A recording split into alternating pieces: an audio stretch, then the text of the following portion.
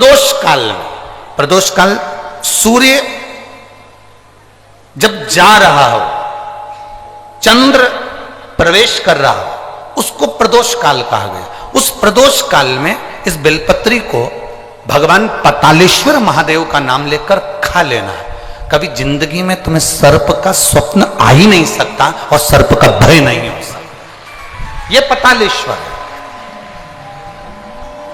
5 स्थान, ये शिवलिंग है, समझिएगा ये जलाधारी है, ठीक है, समझना है। ये शिवलिंग, ये जलाधारी और ये धारी।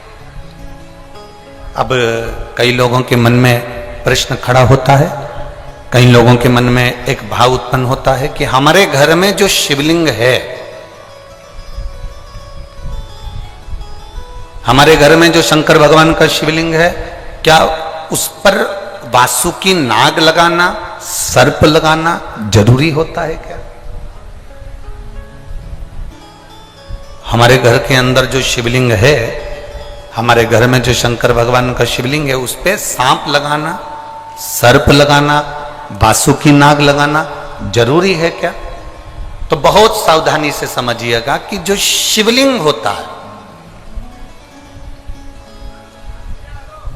जो शिवलिंग होता है, उस शिवलिंग में भगवान शंकर स्वयं विराजमान है। तो उनके गले में अगर सर्प है तो शिवलिंग में आपरूप सर्प है। शंकर जी अगर रुद्राक्ष की माला पहने हैं तो शिवलिंग में वो रुद्राक्ष का बल है। शंकर जी बागंबर पहने हैं, शिवलिंग में वो बागंबर का अंश है। शिवलिंग गंगा धारण करे हैं तो शिवलिंग, भगवान शंकर गंगा धारण करे हैं तो शिवलिंग में वो गंगा का तत्व है। जरूरी नहीं कि तुम्हारे घर में जो शिवलिंग हो उस पे नाग हो। अगर है सर्प कोई बात नहीं, रखे रहने दो। सर्प नहीं है तो कई लोग कहते हैं चांदी का सांप बनवा लेती हूँ, पीतल का सांप बनवा लेती हूँ। घर में मेरे शिवलिंग है, उस पे सांप नहीं है, मैं सांप रख देती हूँ, सर्प रख देती हूँ, वासुकी नाग रख देती हूँ ना। अगर है तो रखो।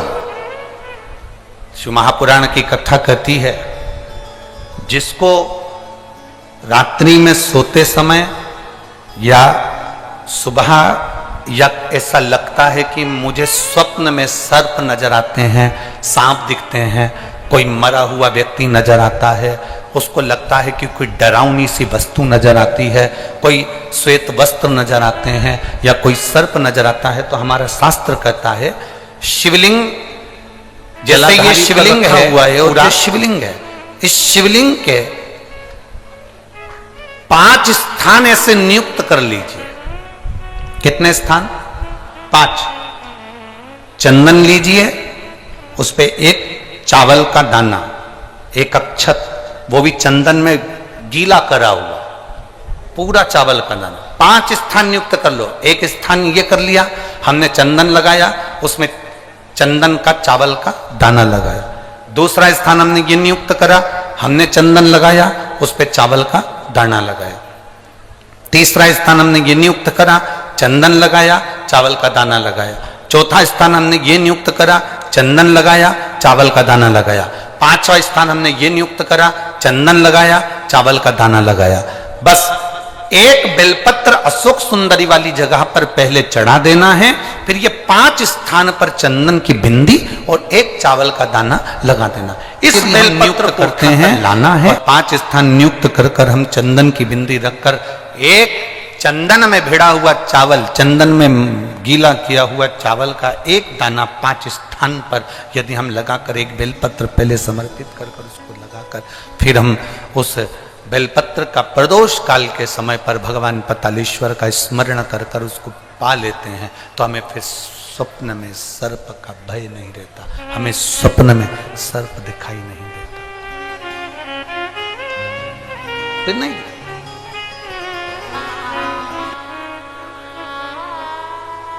जिसमें सूर्य की रोशनी नहीं जाती। अब जरा ध्यान देना,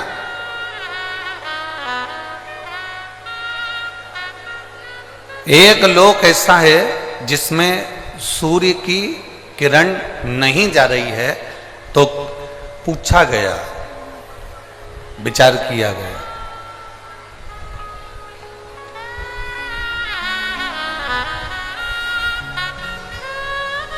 फिर पाताल लोक में प्रकाश कैसे होता होगा, उजाला कैसे होता होगा, पाताल लोक प्रकाशित कैसे होता होगा।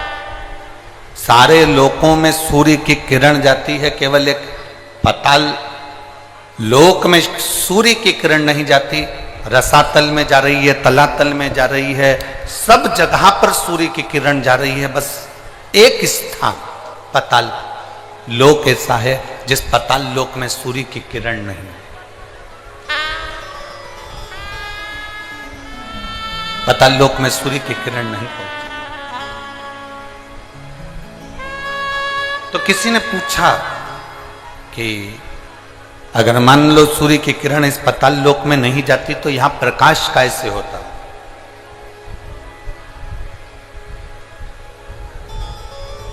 यहां इतना प्रकाश कैसे होता है।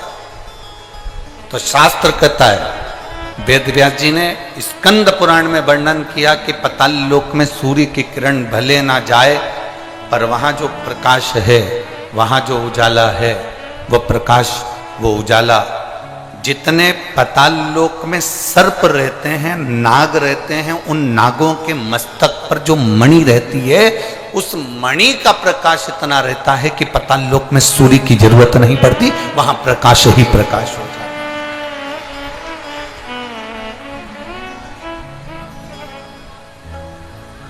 वहां प्रकाश ही प्रकाश हो।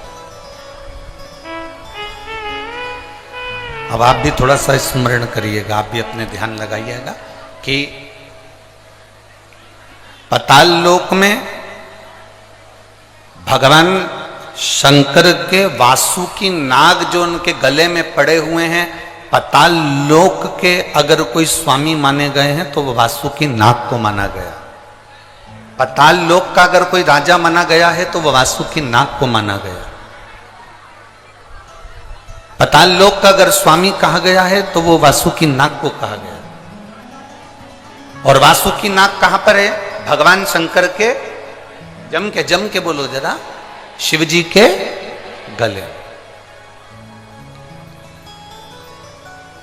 अब जब वासुकी नाग भगवान शंकर के गले में है और शास्त्र कह रहा है कि पाताल लोक में सूर्य की किरण नहीं जाती, पर पाताल लोक में इतना प्रकाश रहता है, तो वो प्रकाश कहां से आता है?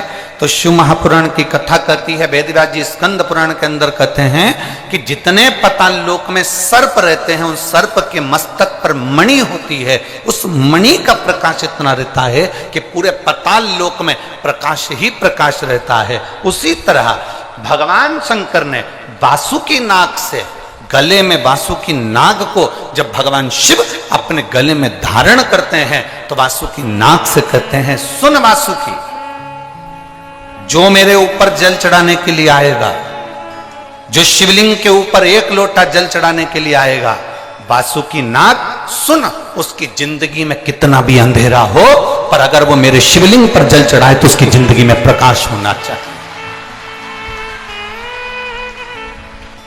उसके जीवन में प्रकाश होना चाहिए।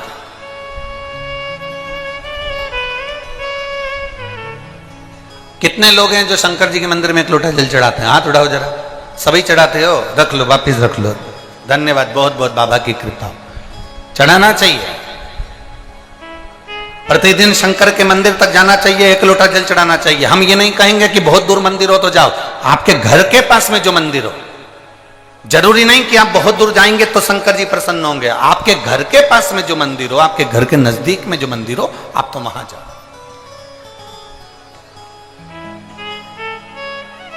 और बिना ढोंग, बिना प्रपंच, बिना अंधविश्वास के शिव की आराधना करो। शंकर को एक लोटा जल चढ़ाओ। बेलपत्र चढ़ाना अंधविश्वास नहीं है। शिव जी पे एक लोटा जल चढ़ाना ढोंग नहीं है। शिव जी की आराधना करना, शंकर के मंदिर में सेवा करना, यह अंधविश्वास, यह ढोंग प्रपंच नहीं है। शंकर की आराधना करना, शिव को अपना बनाना और अपन शिव के हो जाना, ये एक हमारे भीतर की अविरल भक्ति है। हमारे भीतर का एक विश्वास है।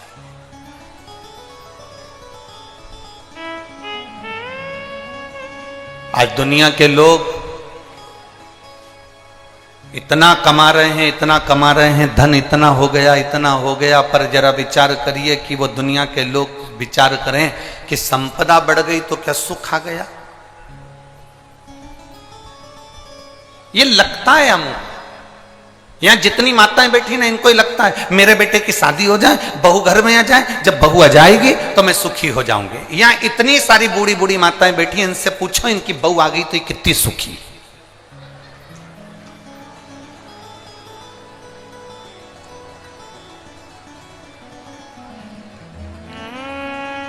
कितनी सुखी है जितनी बैठी है, पूछो इनसे।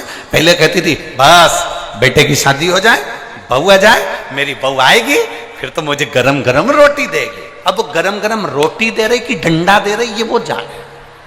अब अपने को तो मालूम भी नहीं, हमारी तो अभी आई भी नहीं। जब बहू आएगी तब देखा जाएगा। पर अगर जो सोच कर बैठे कि नहीं साहब मैं बस मेरे बेटे की शादी हो जाए, बहू आ जाए, मुझे गरम रोटी देगी, फिर कोई कहे बस भगवान ऐसी कृपा कर दो मेरी बहू को एक छोरा छोरी हो जाए, मेरी बहू की गोद भरा जाए और उसके घर में बच्चा हो जाए, ऐसी कृपा करना, मैं दादी बन जाऊं। और एक वो नियम है दादी के बाद में पर दादी का मतलब होता पर दादी बन जाऊं और पर दादी बन जाऊं, पर मेरा पोता मुझे सोने की, जम के बोलो जरा, सोने की सीढ़ी पर चढ़ा। अब विचार करो कितनी आस लगा कर बैठी है, मुंडा में दांत नहीं, शरीर में आंत नहीं, हाथ थर थर कांप रहा, आंखों से दिखाई नहीं दे रिया, कानों से सुनाई नहीं दे रिया, और क्या क्या सोने की सीढ़ी पे चढ़ूंगी, और घर की 4 सीढ़ी चढ़ नहीं पा रही।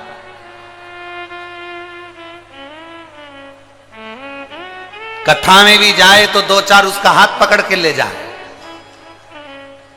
चढ़ नहीं पा रही, और विचार कर कर बैठी है सोने की सीढ़ी पर चढ़ूंगी।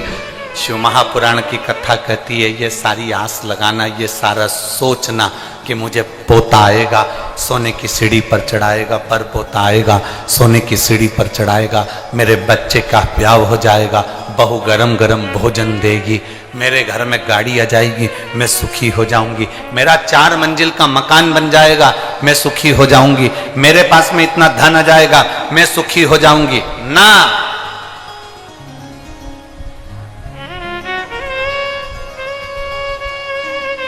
ओ मेरी झारखंड की जीजियों, जमशेदपुर वालियों,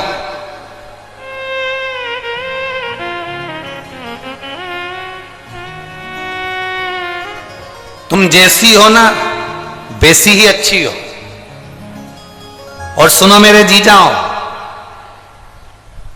ओ जमशेदपुर वालों, तुम जैसे हो ना अच्छे हो, कम से कम 2 रोटी पेट भर कर खा रहे हो और चकाचक नींद लेकर सो रहे हो। तुम्हारे बराबर कोई दुनिया में सुखी नहीं। जो धनपति हैं, जो करोड़पति हैं, जो सत्तापति हैं, जो वैभवपति हैं, जो धन अधिक संख्या में रखते हैं, जो पैसा धेला, थोड़ा प्रेशर बढ़ाओ सब दूर का, थोड़ा धन सत्ता जो अपने पास में रखते हैं, वैभव अपने पास रखते हैं, बहुत सारा धन कमा कर बैठ जाएं, संपदा कमा कर बैठ जाएं, वैभव कमा कर बैठ जाएं और सोचें कि हमारे पास में बहुत सारा धन आ गया, हम सुखी हो गए। मेरी जीजियों, 2 रोटी भी खाना पड़ता है तो पहले इंजेक्शन लेना पड़ता है।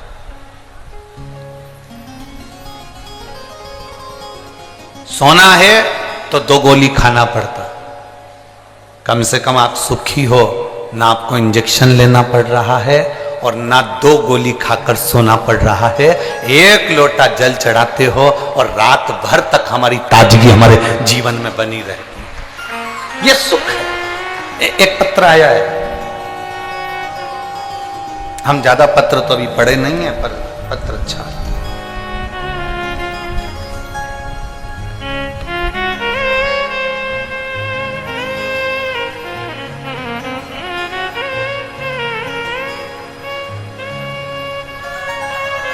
गुरुजी, मेरा नाम पिंकी अमरजीत सिंह है। मैं जमशेदपुर के बारीडीही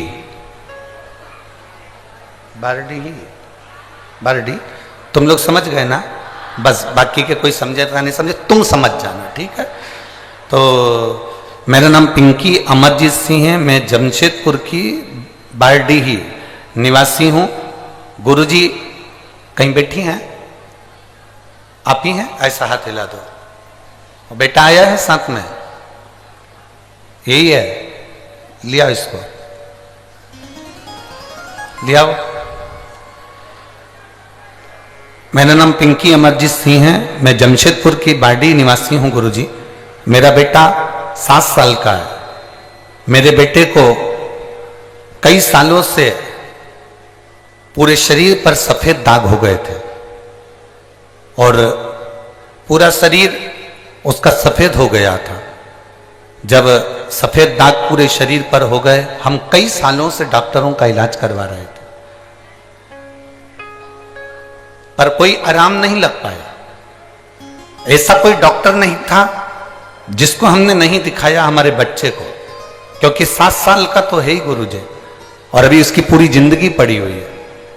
और इतने छोटे से बच्चे का पूरा शरीर सफेद हो जाना, पूरे शरीर पर सफेद बीमारी हो जाना, चर्म रोग पूरा सफेद हो जाना, हम बड़े तकलीफ में आ गए। सारे डॉक्टरों का इलाज करवाया पर आराम नहीं लग पाया। 1 साल 2 साल 3 साल इलाज करवाते गए पर बीमारी फैलती गई। उस बीमारी के अंतर्गत उसकी चमड़ी सफेद होती चली। गुरुदेव, तब हमारी माताश्री ने कथा सुनी आपकी टीवी पर, और जब टीवी पर कथा सुनी तो उसके बाद उन्होंने बताया कि हमने टीवी पर कथा सुनी है और वो सियोर वाला महाराज कथा है। उसने शंकर भगवान पर भस्म चढ़ाकर उस भस्म का प्रयोग करने का बताया।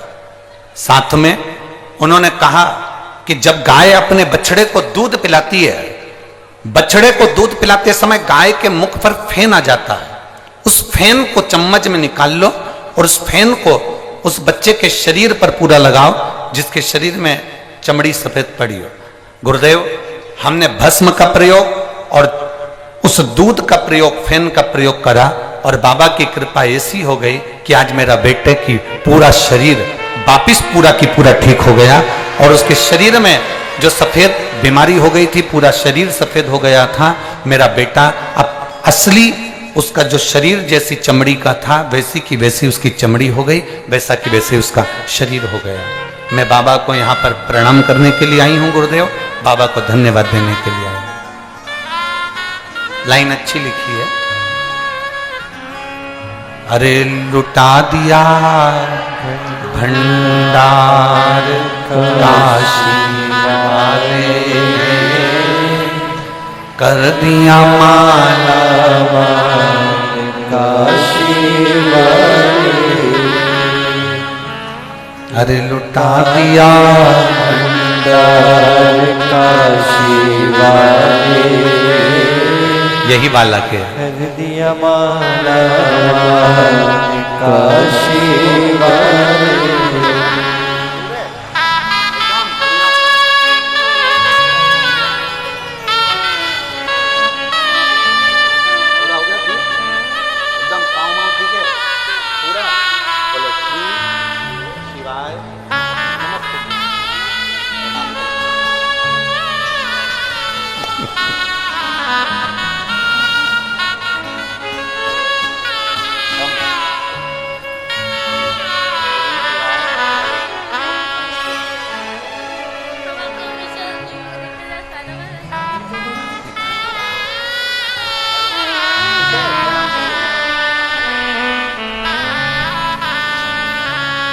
जी पे चढ़ा जल हमारा बदलेगा निश्चित है भाई।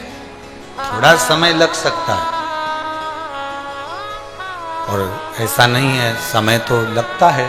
अगर फाइल ज्यादा मोटी है तो थोड़ा सा समय तो लगेगा, पर ये निश्चित है कि हमारा कल बदलेगा। हम भगवान की अविरल भक्ति में लगेंगे तो हम निश्चित है बदलाव।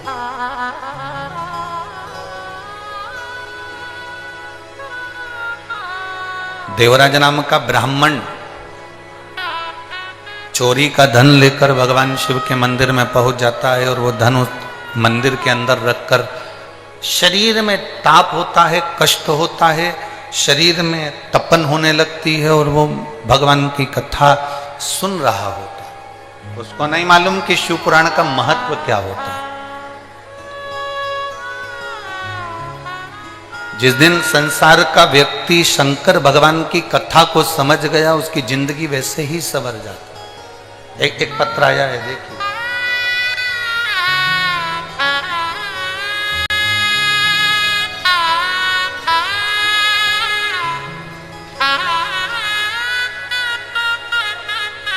मैं विनीता बख्शी, गम्हरिया, मेरा नाम विनीता बख्शी है। मैं गम्हरिया है कि रामहरिया है? गम्हरिया, ठीक है, धन्यवाद। मैं विनीता बख्शी, गम्हरिया, सरायकेला, खरसावा, जमशेदपुर से आई हूं। कहीं बैठी हैं? हाथ हिला सकती हैं, अगर कहीं बैठी हो तो हाथ हिला सकती हैं। मैं विनीता बख्शी, गम्हरिया, सरायकेला, खरसावा, जमशेदपुर से आई हूं। कहीं बैठी हो? अगर बाहर की ओर बैठी हो तो कैमरे वालों को अवश्य सूचना दे तो वो भी देख सके। अच्छा, इस पंडाल में एक बार हाथ हिलाओ, हाथ हिलाओ, एक बार दिख जाओगे। हाँ, ठीक है, नजर आ गया, ठीक है, ऐसा हाथ हिला दो एक बार। श्री शिवाय नमस्तुभ्यं। बच्चा आया है साथ में?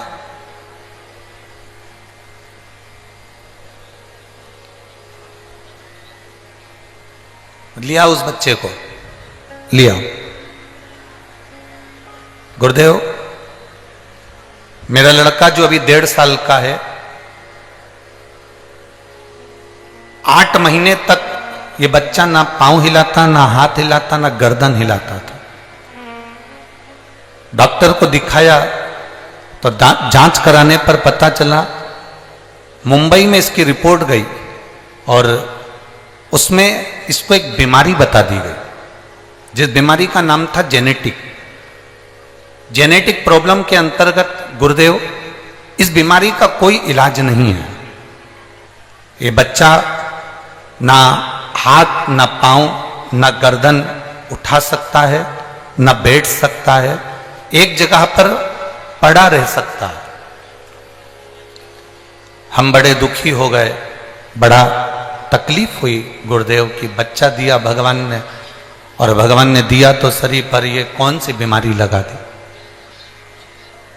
बच्चा केवल एक ही जगह पर बैठा रहता, लेटा रहता, भूख का भी इसको पता नहीं चलता, प्यास का भी पता नहीं चलता, पड़ा रहता। रिपोर्ट पटना में भी एक डॉक्टर को दिखाया तो उन्होंने यही बताया, बॉम्बे दिखाया, उन्होंने यही बताया। गुरुजी, मेरे माँ पापा, मेरे सास ससुर 3 साल से आपकी कथा सुन रहे हैं। मेरी सास ने मुझे पशुपति नाथ के व्रत के बारे में बताया और कहा कि कोई को भी सीहोर भेजो और वहां से रुद्राक्ष लेकर आओ। हमने हमारे घर के सदस्य को रुद्राक्ष लेने के लिए सीहोर भेजा और सीहोर भेजकर रुद्राक्ष मंगवाया। गुरुदेव, उस रुद्राक्ष को हम तांबे के कलश में गला देते, शिव जी को जल चढ़ा देते और उस बच्चे को 2 बूंद मुंह में डाल देते और उसके शरीर पर लगा देते। एक ही जगह पर पड़े रहना, गर्दन नहीं हिलाना, शरीर का कोई अंग नहीं हिलाना, भूख प्यास बताना नहीं, कुछ अंदाजा लगना नहीं, करें तो करें क्या। 8 महीने तो निकल गए, फिर हमारी सास ससुर ने कहा कि तुम शंकर का भजन करो। रुद्राक्ष मंगवाया गया, सीहोर भेजा गया। हमारे पास पहले के रुद्राक्ष थे गुरुदेव, हमने उस पे भी कर देखा पर वो फल नहीं मिला जो हम सीहोर से रुद्राक्ष लेकर आए और उस रुद्राक्ष का फल हमें प्राप्त हुआ। गुरुदेव, शरीर पर जल लगा देते, पानी की बूंद 2 उसके मुंह में डाल देते, पशुपति नाथ का व्रत करना प्रारंभ करा और जैसे ही व्रत करना प्रारंभ करा और बच्चे को भगवान शंकर के मंदिर ले जाना प्रारंभ करा, उसका हाथ लगवाकर शिव जी पर जल चढ़वा देते। आज मेरा बेटा अपने आप से खड़ा भी होता है, अपने आप से खिड़की पकड़कर चलता भी है, और आज मेरा बेटा पूरा संभल गया। अब मैंने डॉक्टर को चेक करवाया तो डॉक्टर भी आश्चर्य में पड़ गया कि ये बीमारी तो कभी समाप्त नहीं हो सकती, ये बीमारी हट कैसे गई। मैं मेरे बच्चे को लेकर आई हूँ गुरुदेव, एक बार इस शिव पुराण को उसका स्पर्श करा दीजिए और एक बेलपत्र उसको दीजिए। मेरे बाबा से बस यही विनती है, बाबा ने मेरे बच्चे को ठीक करा है, इसलिए मैं बाबा को नमन करने के लिए आई हूँ, बाबा को प्रणाम करने के लिए आई हूँ। शिव तत्व है, शंभु ओघड़ी, शंभु त्रिकालदर्शी, कैलाशी, अविनाशी है। उसका किया गया भजन, उसका किया गया स्मरण, उसका किया गया मंत्र जाप। प्रेशर खोलो, प्रेशर प्रेशर सब दूर का खोलिए, अंदर और बाहर सभी जगह का प्रेशर करो। उसका किया गया भजन, उसका किया गया मंत्र जाप खाली नहीं जाता। आप जितना जितना भजन करोगे उसका बल मिलता है।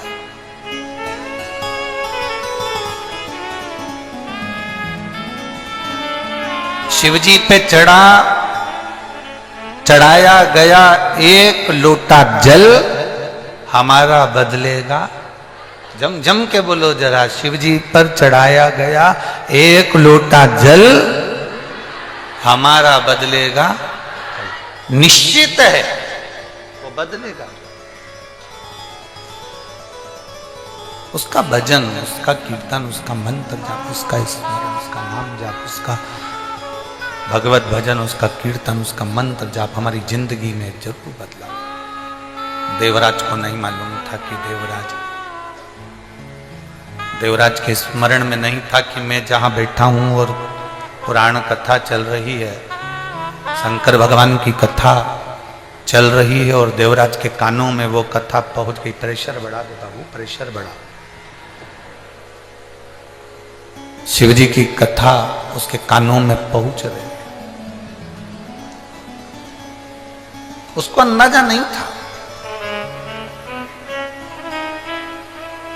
आपको भी अंदाजा नहीं है।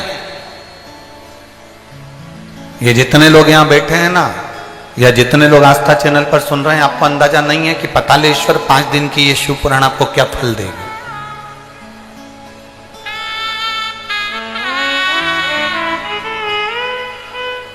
और ये विश्वास के साथ कहते हैं।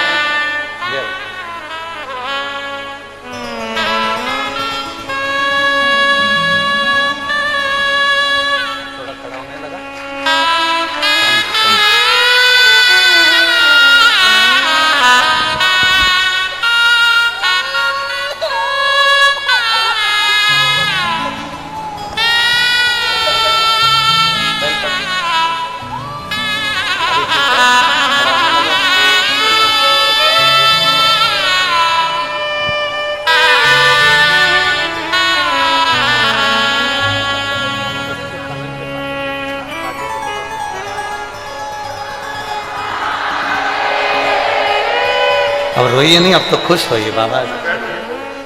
अब तो खुश हो दादा, अब खुश जाइए। आंखों में आंसू नहीं, अब तो बहुत खुश होना। अब तो खड़ा होने लगा, गर्दन भी काम करना, गर्दन लटक जाती थी, अब ठीक है, अब पूरा ठीक है।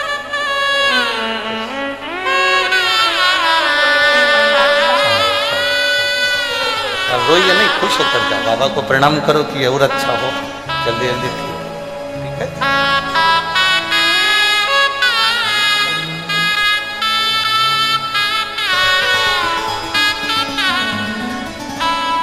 तेरे दरबार की बाबा निराली शान देखी है, तुझे नहीं देखा पर झोली भरी देखी है।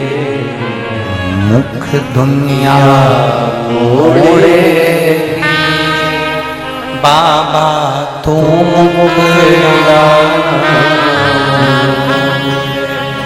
मैनू लगी परीती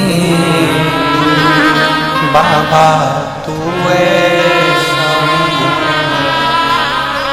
विश्वास सदाइए, भरोसा जाए। जितना विश्वास, जितना भरोसा जागेगा उतना सुख का अनुभव होगा, उतना सुख का अनुभव, उतना आनंद का अनुभव होगा। देवराज को नहीं मालूम कि शिवपुराण की कथा क्या होती है। वो तो बैठ गया, शरीर में ताप था, उसके शरीर में कष्ट हो रहा था। बेटा कथा सुनी, हर हर महादेव लोग चिल्ला रहे थे, इसको कष्ट था तो इसको अच्छा नहीं लग रहा था। उठ गया, बाहर गया, बेलपत्री के वृक्ष की छांव में बैठ गया और बेलपत्री की वृक्ष की छांव में जब बैठा, कब काल आ जाता है, कब प्राण छूटने का समय आ जाता है, किसी को नहीं मालूम पड़ता।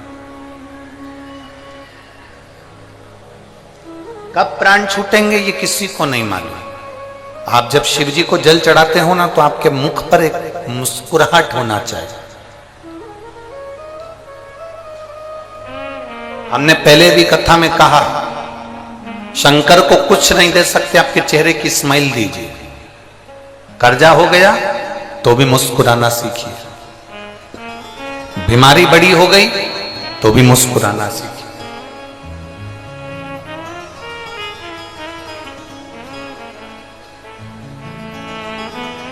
कोई बड़ा रोग हो गया, बहुत तकलीफ में जिंदगी चल रही है, तो भी शंकर के मंदिर में लोटा भर के जल चढ़ाने जाओ तो मुस्कुरा कर जाओ। उसको लगना चाहिए कि इसकी जिंदगी में इतना दुख है और इतना दुख होने के बाद भी ये मुस्कुरा कर मेरे सामने आ रही है। जब मैं तेरा दुख मिटा देता हूं, मैं तेरा दुख समाप्त कर देता हूं, वो प्रसन्नता देवाधिदेव महादेव आपके चेहरे पर देता।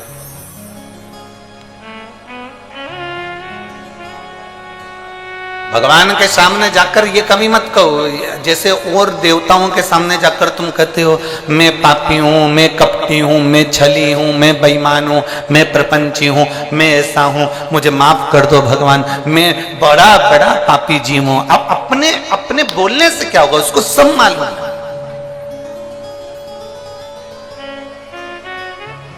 उसका नाम ही देव अधिदेव महादेव है, उसको सब मालूम। तुम्हारे बोलने और नहीं बोलने से उसको कोई फर्क नहीं पड़ेगा कि तुम बोलोगे कि मैं पापी हूं, मैं कपटी हूं, मैं छली हूं, मैं प्रपंची हूं, मैं बेईमान हूं, मैं ऐसा हूं। ये बोलोगे, वो समझे, वो सब जानता है, वो सब समझता है, उसको सब मालूम है, उसको सब ज्ञात है। आप केवल जाकर उसके पास पहुंचो तो। देवराज बेलपत्री के वृक्ष के नीचे अपने प्राणों को त्याग दिया। प्राण छूटे देवराज के। ब्राह्मण के घर में जन्म लेने के बाद भी चोरी कर रहा।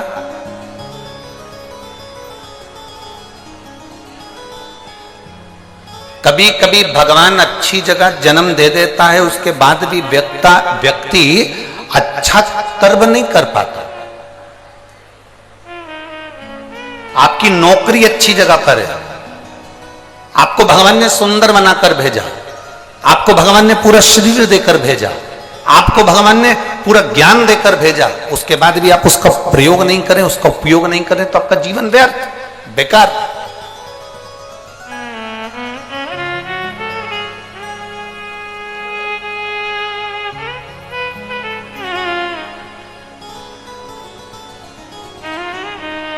जिस कुत्ते को तुम पालते हो, जिस कुत्ते को तुमने रोटी खिलाई,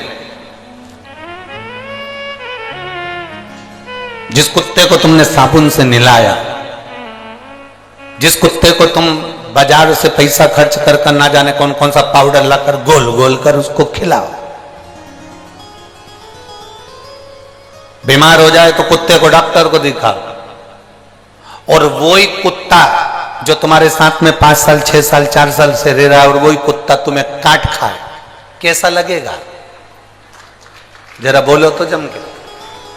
तुमने कुत्ते पर पैसा खर्च करा, तुमने कुत्ते को नहलाया, तुमने कुत्ते को रोटी खिलाई, तुमने कुत्ते को दूध पिलाया, तुमने कुत्ते को दवाई खिलाई, तुमने कुत्ते को संभाल कर रखा, अपने बिस्तर पर रखा, जमीन पर रखा, आसन लगाया, कपड़े पहनाए, खूब अच्छे से उसको संभाल संभाल के रखा। वो कुत्ता तुम्हें काट खाए तो तुम्हें कैसा लगेगा? मुझे तो बस इतना सा पूछना। अच्छा लगेगा? जम के तो बोलो जरा। डॉक्टर भी कहेगा तुम्हारा ही कुत्ता था और तुमको ही काट गया।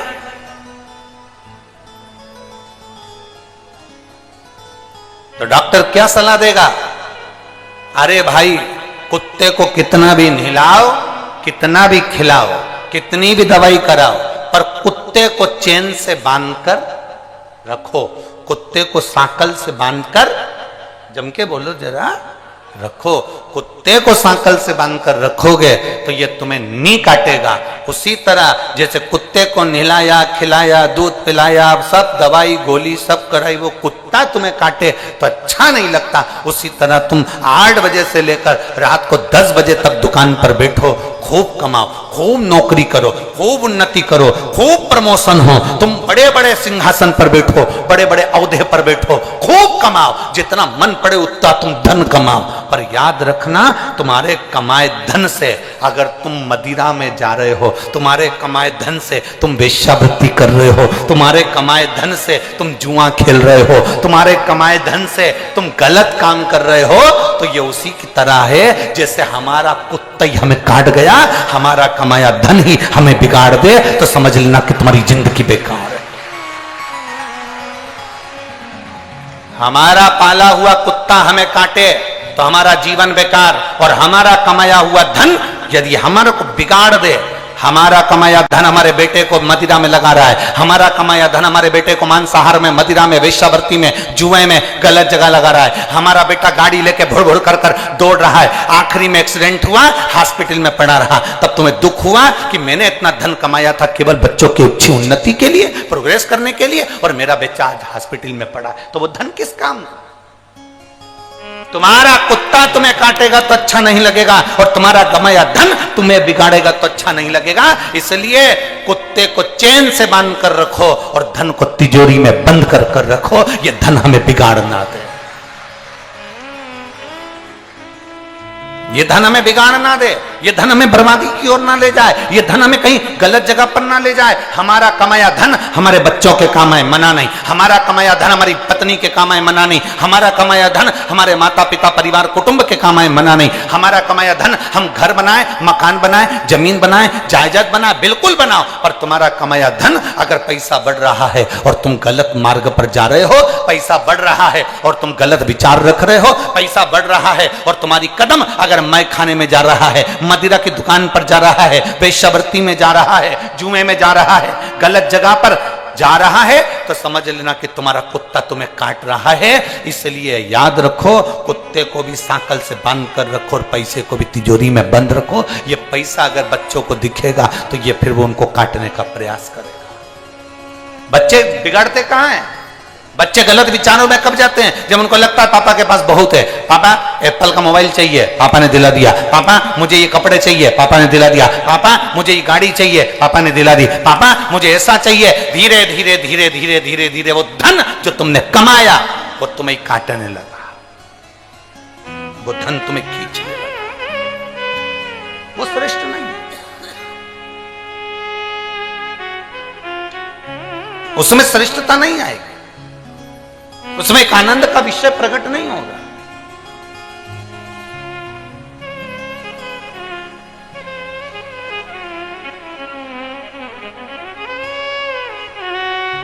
शंभो शरण पड़ी मांगू घड़ी दे घड़ी, दुख काटो दया करी दर्शन शंभो मां घड़ी रे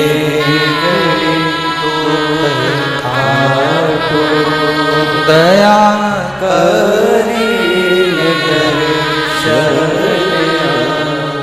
हमारे शरीर से अगर अच्छा हो, हमारे मानव जीवन को प्राप्त करने के बाद हमारे शरीर से श्रेष्ठ हो तो समझना कि तुम श्रेष्ठ हो। एक माँ ने पत्र लिखा, ऐसा हाथ हिला दो एक बार। श्री शिवाय नमस्ते। मेरा नाम सुषमा कुमारी है, मैं लेम्बुआ बहेरा जिला गया बिहार की रहने वाली। मेरा मोबाइल नंबर यह है गुरुदेव। मैं 1 लोटा जल रुद्राक्ष का महत्व बताना चाहती हूं। गुरुजी, मेरे चेस्ट में कई सालों से 10 ml की गठान हो गई थी। पति ने, ऐसा कोई डॉक्टर नहीं जिसका मुझे इलाज ना करवाया बाबा, पर डॉक्टरों के हिसाब से मेरा ऑपरेशन होना है और वो चेस्ट की जो गठान है वो साधारण गठान नहीं है, उसको जांच के लिए बॉम्बे भेजना। बड़ा दुख है गुरुदेव, इतना पैसा लगना, इतना धन लगना, संग में ऑपरेशन और चेस्ट में जो गठान है वो गठान भेजना, क्योंकि डॉक्टर के हिसाब से वो साधारण गठान नहीं। करें तो करे क्या। तब मेरी दादी ने सुबह मेरे को रुद्राक्ष का पानी पीने का बोला। मैंने उनसे कहा कि रुद्राक्ष नहीं मेरे पास। हमने हमारे परिचित से एक रुद्राक्ष मंगवाया सीहोर भेजकर, और वो रुद्राक्ष का जल उसको पीना, शिव जी पे चढ़ाकर पीना प्रारंभ करा। क्या बाबा शिव शिव है? हम नहीं जानते थे। हम कभी भरोसा नहीं करते थे कि मंदिर में जाकर जल चढ़ाने का भी कोई फल होता है। और आपकी कथा ने राह दी है। केवल मेरे जैसी एक महिला नहीं, ना जाने कितनी महिलाओं को फल प्रदान करा गुरुदेव। आज मेरे बाबा से मैं अपने हृदय पर हाथ रखकर कहती हूं, बाबा जब हम ऑपरेशन के लिए ले जाए गए और ऑपरेशन के पहले मेरी जब जांच प्रारंभ हुई तो डॉक्टर भी आश्चर्य में पड़ गया कि तुम्हारा ऑपरेशन तुमने पहले करवा लिया क्या? तुम्हारी गठान अब चेस्ट में नहीं है और वो गठान पूरी तरह से घुल चुकी है। ये शिव तत्व है। एक बार हाथ हिला दो बहन, ऐसा बैठ जाइए। श्री शिवाय नमस्ते। शिव तत्व की प्राप्ति शंभु का एक नाम का उच्चारण, भगवान शंकर के नाम का एक उच्चारण, भगवान शिव के नाम का एक उच्चारण। आप जब यहां पंडाल में बैठकर बोलते हो ना, श्री शिवाय नमस्तु, जब आप उच्चारण करते हो, जब आप बोलते हो, बोलकर फिर आप बाबा से कहते हो, बाबा सब दुख काटो तुम्हारा होला, सब दुख काटो। वो तो काटता है। एक माँ ने पत्र में लिखा,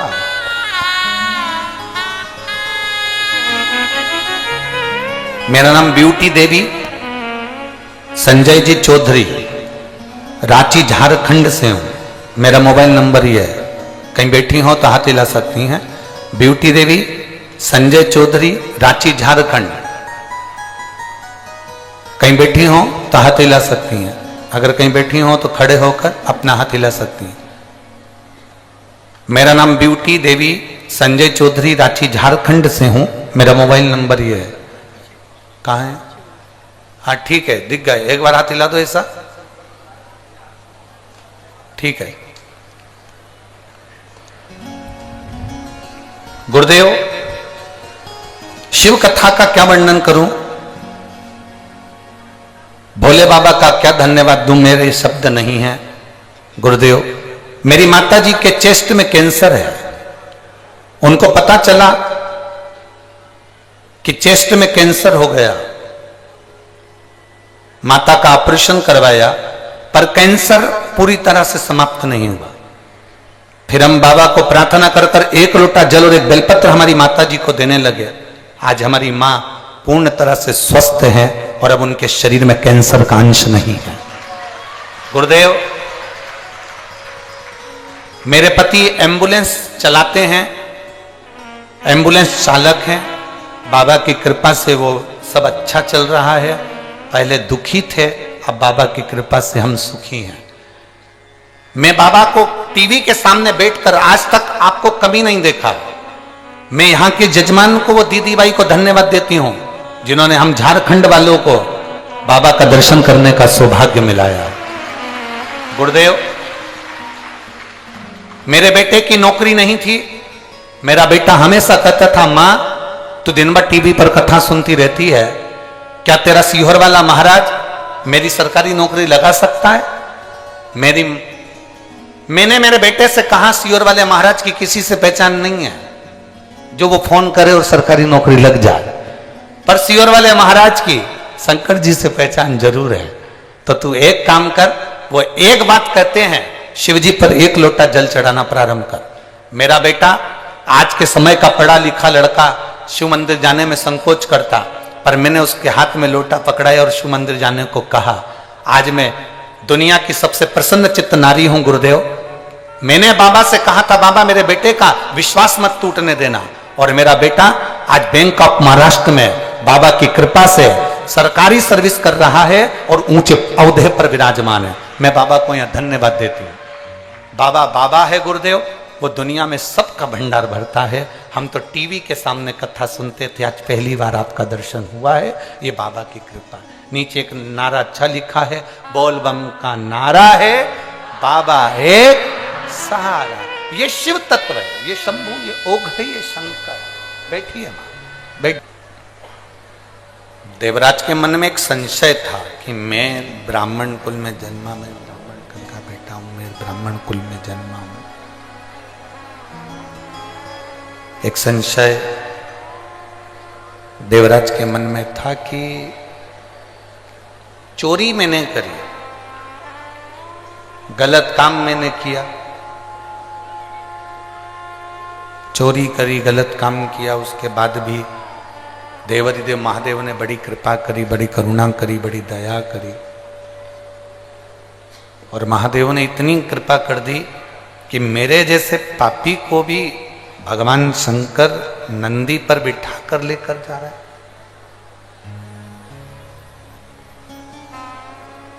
मेरे जैसे पापी को भी भगवान शिव नंदी पर बिठा कर ले जा रहा है। ये तो बड़ी कृपा, ये तो बड़ी करुणा। अभी यवतमाल जिले में कथा करी वनी में हमने एक बात कही थी, आप लोगों ने सुनी होगी। शिव पशु के भी देवता हैं, शिव पक्षी के भी देवता हैं, पशु के भी हैं, पक्षी के भी हैं। भगवान शंकर पशु के भी देवता हैं, पक्षी के भी देवता हैं, असुरों के भी देवता हैं, गंधर्वों के भी देवता हैं, और देवताओं के भी देवता हैं।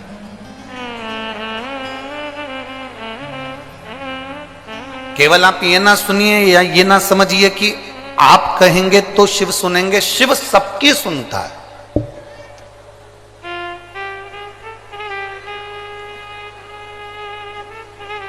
सबकी।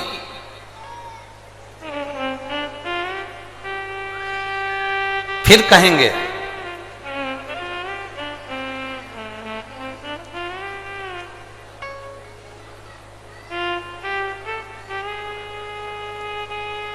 कभी कोई बेलपत्री का वृक्ष सूख जाता है, हरे वृक्ष की जड़ नहीं।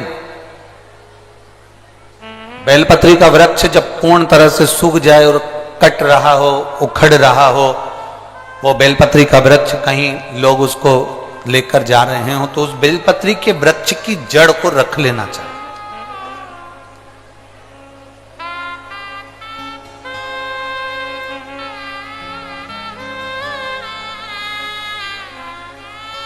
और बेलपत्री के वृक्ष की वो जड़ रखकर कम से कम 5 शिवरात्रि या 5 प्रदोष उस बेलपत्री की जड़ को घिसकर, जैसे चंदन घिसते हैं ऐसे घिसकर उसको कटोरी में निकाल लो और शिव जी का उससे श्रृंगार करो, शंकर भगवान को उसका लेपन करो या उससे त्रिपुंड बनाओ।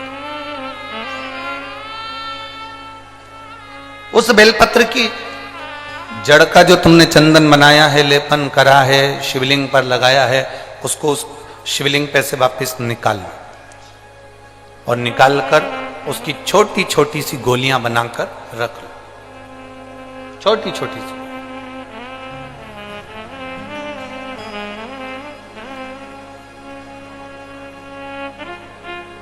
डॉक्टर आपके घुटने बदलने को कहता है, डॉक्टर आपकी कमर में हड्डी में गैप बता देता है, डॉक्टर कह देता है कि आप चल नहीं सकते, नीचे बैठ नहीं सकते। यहां कई माताएं बैठी हैं जो नीचे बैठ नहीं सकती थी तो भी शिव महापुराण की कथा में बैठ रही है। और निवेदन करूंगा 5 दिन की कथा दिल से सुनना और 6ठे दिन जाकर जांच कराना कि तुम्हारे घुटने में और कमर में आराम लगा कि नहीं। जांच जरूर कराना। 5 दिन हम भी यहीं पर हैं और तुम भी यहीं पर हो। और अगली कथा जब यहां ये 5 दिन की पूरी हो जाएगी, यहां 9 तारीख को पूर्ण हो जाएगी, 12 तारीख और 13 तारीख 2 दिन प्रयागराज में सतुआ बाबा सेवा शिविर में, वहां 2 दिन कथा चलेगी, 2 दिन हम वहां रहेंगे। उसके बाद में कुशीनगर उत्तर प्रदेश में चल। हम कहीं नहीं जा रहे। आप अपने विचारों को, अपनी, तुमने जो बाबा से कहा, बाबा ने सुना कि नहीं सुना, उसको लिखकर जरूर,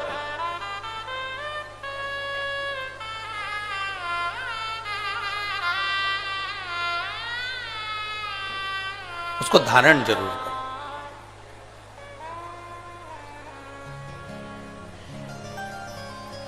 यहां एक कोई बैठे हुए हैं जिनका पूरा लीवर और किडनी दोनों डैमेज हो गए।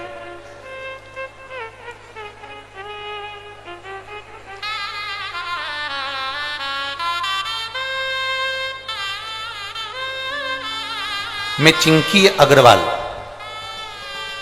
अग्रवाल जमशेदपुर से हूं,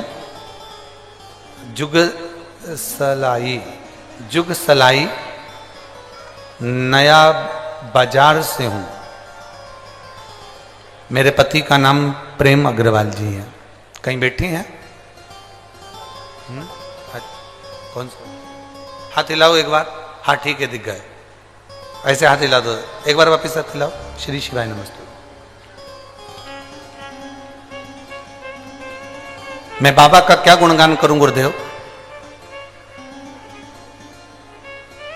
मेरी भाभी जी से मैंने बात कर पशुपतिनाथ का व्रत करना प्रारंभ किया और बाबा की कृपा से आज मेरे पति का काम भी बाबा की कृपा से बहुत अच्छा चल रहा है। बाबा 5 व्रत पशुपतिनाथ के ऐसे होते हैं गुरुदेव जो हम बाबा से अपने दिल की बात कह सकते हैं। मैं क्या गुणगान करूं? मेरे लीवर में एक गठान हो गई थी जो डॉक्टर के हिसाब से ठीक नहीं थी। लीवर डैमेज होता जा रहा था जिसका फर्क किडनी पर भी पड़ रहा था। अब डॉक्टर के हिसाब से लीवर पर गठान हो जाना, फिर उसको निकलवाना ऑपरेशन द्वारा, और लीवर पर भी उसका इफेक्ट पड़ रहा था। तो करूं क्या? आप कहते हो शिवजी पर 1 लोटा जल चढ़ाया हुआ, उस जल का आचमन करना चाहिए और एक बेलपत्र जरूर खाना चाहिए। बाबा, आज मेरे बाबा के भरोसे पर मैंने जल पीना प्रारंभ करा, बेलपत्र खाना प्रारंभ करा, और दूसरी बार जब जांच कराई तो बाबा की कृपा से मेरी गठान गल गई थी और मेरा लीवर और किडनी दोनों अच्छे थे। मैं बाबा को यहां नमन करने के लिए आया। मैं भगवान भोलेनाथ को नमन करने के लिए। बैठिए बहन, अब ठीक है? दोनों हाथ एक बार हिला दो। श्री शिवाय नमस्तुभ्यं। बैठिए। शिव तत्व की प्राप्ति का केंद्र बिंदु है शंकर पर चढ़ाया गया 1 लोटा जल, और आपका विश्वास, आपकी दृढ़ता, आपका भरोसा। जितनी दृढ़ता, जितना भरोसा, जितना विश्वास आप कर सकते हो करो, वो भरोसा आपको मंजिल तक पहुंचा दे। वो भरोसा आपको भगवान शिव तक पहुंचा देगा। वो भरोसा आपको भगवान शंकर की शरणागति तक पहुंचा देगा। वो भरोसा आपको शिव तत्व तक पहुंचाने का प्रयास करेगा। जितने दिल से आप बाबा को पुकारोगे उतने दिल से भगवान आपके करीब में आता चले जाएगा, उतने भाव से। शिव कथा कर रही है, वो चंदन जो तुमने बेलपत्री की जड़ घिसकर बनाया, और फिर निवेदन करूंगा जरा अच्छे से सुन लेना, आप लोग सुनते कुछ और करते कुछ और। जो बेलपत्री का पेड़ सूख गया, ऐसा नहीं कि कोई बेलपत्री के ताजे बेल का या कोई अच्छा बिल्कुल हरा भरा पेड़ हो उसकी तुम जड़ निकाल लो ना, जो पूर्ण तरह से सूख गया, जो पेड़ आखिरी में कहीं लोग लेकर जा रहे हो, उसकी अगर जड़ मिल जाए तो वो जड़ बड़ी।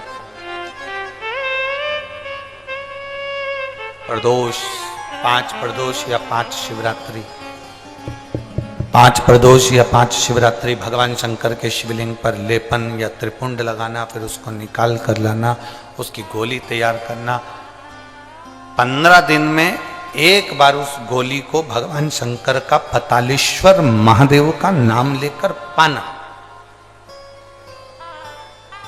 पतालेश्वर महादेव का नाम। चलो वो बात भी दूसरी है, हम तो आज की बात करते हैं और कल की बात करते हैं। प्रयास करिएगा, शायद फरवरी की जो शिवरात्रि है वो 8 तारीख को होना चाहिए, शायद फरवरी माह की जो शिवरात्रि है वो 8 तारीख को होना चाहिए। अभी हम कल और अच्छे से पता करके देख के पंचांगवश बताएंगे, ठीक है। और मार्च की जो शिवरात्रि आएगी वो आगे उसका भी वर्णन आएगा। 9 तारीख को यहां कथा विराम होगी और शिवरात्रि पड़ेगी 8 तारीख। यदि तुम्हें कहीं सूखे हुए जो वृक्ष पूर्ण तरह से सूख गया हो, उसकी जड़ यदि तुम्हारे यहां रखी हो, उसको घिसकर उसका चंदन बनाकर शिव का लेपन करना शिवरात्रि के दिन और उसको निकाल लेना। उसके बाद उसको निकाल कर उसकी गोली बनाकर पतालेश्वर महादेव का नाम लेकर उसको पाइएगा। अगली शिवरात्रि आए तो उसके पहले हमें सीहोर में एक पत्र जरूर भेजना कि तुम्हारी कमर या तुम्हारी घुटने में आराम लगा कि नहीं लगा, तुम नीचे बैठ सकते हो नहीं बैठ सकते हो, या चल सकते हो नहीं चल सकते। वॉकर से चलने वालों से भी निवेदन है, टेकी लेकर चलने वालों से भी निवेदन है, जो पड़े हुए हैं पलंग पर उनसे भी निवेदन है, एक प्रयास अवश्य करें। इतनी टेबलेट खाते हो, इतनी गोली खाते हो, एक बार वो बेलपत्री की जड़ का लेपन करी हो, उसकी गोली का स्मरण अवश्य करें, उसको अवश्य। शिव कथा करें, भगवान शंकर का संवाद करें, शिव महापुराण की कथा करें। अब दिल से कहेंगे, वो दिल से सुने। देवराज को लेकर भगवान शिव कैलाश पर जाते हैं। बिंदुक नाम का ब्राह्मण चोरी का धन लेकर जा रहा था, एक बाउंड्री से चलकर जा रहा था, कहीं नीचे की ओर कूदा तो पानी में जाकर गिर गया। पानी में गिरने से उसके प्राण छूट गए, पानी में गिरने से उसके प्राण चले गए। पहले भी कथा में कहा है, 3 तरह से मरे हुए व्यक्ति का मोक्ष नहीं है। एक पानी में डूबकर मरा हुआ, दूसरा सर्प के डसे से मरा हुआ, और तीसरा स्त्री के हाथ से मरा हुआ है। इसकी गति नहीं होती, इसका मोक्ष नहीं है।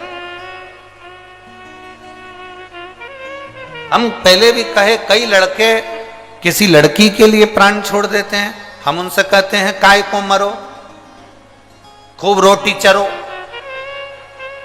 काय को मरना। गुरुजी बड़ा धोखा मिल गया, बड़ा तकलीफ होती है, धोखा मिल गया। अरे भाई, तुमने प्रेम ही गलत किया। संसार के लोगों से प्रेम करोगे तो वो तो धोखा देंगे ही, अगर परमात्मा से प्रेम करोगे तो वो धोखे से निकाल देंगे। संसार के लोगों से प्रेम करा है इसलिए धोखा मिला, परमात्मा से प्रेम करा होता तो धोखा नहीं मिलता। वो धोखे से निकाल देता। लाखों के दुखड़े जो तू हर गया, डमरू वाले तो मेरे दुखड़ों को देख कर क्यों डर गया डमरू वाले। आप भगवान से प्रीत लगाने का प्रयास, आप भगवान से प्रेम करने का प्रयास करें। बिंदु के प्राण छूट गए, प्रेत योनि में पड़ गया। उसकी धर्म पत्नी चंचुला देवी काशी का दर्शन करने गई और प्राण छूट गए और शिव जी के धाम में पहुंच गए। सखी बनी पार्वती बैठी थी एकांत में बैठी, आंखों से आंसू बहा रही थी। पार्वती जी ने आकर उससे पूछ लिया, माता पार्वती जी ने उससे आकर पूछा, माता पार्वती जी ने उससे आकर पूछा कि तुझे तकलीफ क्या है?